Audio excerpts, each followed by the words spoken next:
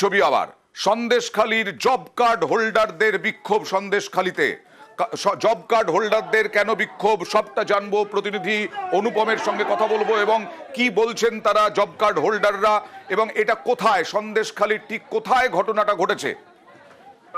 হ্যাঁ দেখো অয়নদা, সন্দেশখালীর শেয়ার রাধানগরে এবার হচ্ছে জব কার্ড হোল্ডারদের বিক্ষোভ। জব কার্ড হোল্ডারদের যারা বিক্ষোভ দেখাচ্ছে তাদের যেটা অভিযোগ যে এই এলাকার যে জব কার্ড হোল্ডারের যে সুপারভাইজার বরুণ হালদার, সেই বরুণ হালদারের বিরুদ্ধে মূলত তাদের অভিযোগ। তাদের এই বিক্ষোভকারীদের যেটা অভিযোগ যে যেসব জব কার্ড হোল্ডাররা আছে তারা কেউ 17 দিন, কেউ 30 দিন, কেউ 15 দিন এরকম ধরনের কাজ করেছে, কিন্তু জব কার্ড হোল্ডার এবং জব কার্ড হোল্ডারদের এই জব কার্ড হোল্ডারের যে সুপারভাইজার, সেই সুপারভাইজারের যেসব অনুগামী বা তার যেসব আত্মীয় স্বজন তারা 100 দিনের হিসাবে কাজ করে তারা টাকা তুলে নিয়েছে।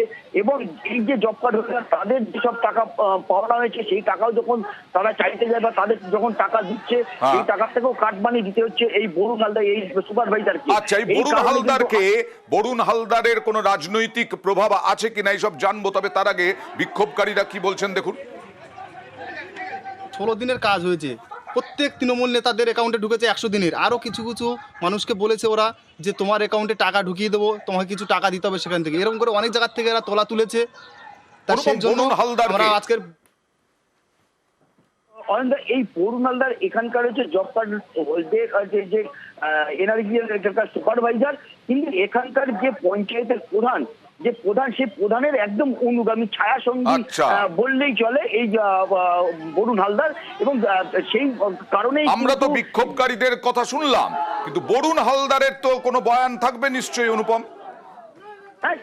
দেখো অয়নদা, বরুণ হালদারের সঙ্গে কিন্তু আমরা যোগাযোগ করার চেষ্টা করেছিলাম। প্রথম কথা হচ্ছে বরুণ হালদার তিনি কিন্তু যখনই এই জব কার্ড হোল্ডাররা বিক্ষোভ শুরু করে তখনই কিন্তু তিনি গা ঢাকা দেয়, কিন্তু এলাকা থেকে সরে যায়। কিন্তু আমরা তার ফোনে কিন্তু যোগাযোগ করার চেষ্টা করেছিলাম, কিন্তু যে যখনই আমরা পরিচয় দিলাম সঙ্গে সঙ্গে কিন্তু তিনি লাইনটা কেটে দেন। অতএব তিনি কিন্তু একবার দেখাই বরুণ হালদারের বিরুদ্ধে যদি অভিযোগ যদি না থাকে, তাহলে বরুণ হালদার বেপাত্তা হয়ে গেলেন কেন? কেন আমরা আমাদের পরিচয় দেওয়ার পরে, সাংবাদিকের পরিচয় দেওয়ার পরে কেন ফোন কেটে দিলেন দেখুন। হ্যালো হ্যালো, হ্যাঁ বরুণ দাস বলছেন?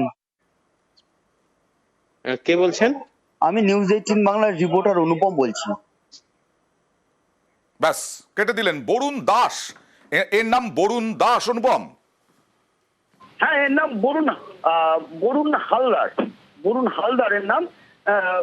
এই হচ্ছে এখানকার আর কি জব কার্ডের আর কি সুপারভাইজার, এখানকার জব কার্ড হোল্ডার এনআরজিএর এখানকার কিন্তু সুপারভাইজার। এবার দেখা যাক প্রশাসন কোনো ব্যবস্থা নেয় কিনা, এবং বরুণ দাস তিনি কোথায় যান, বরুণ হালদার তিনি কোথায় যান।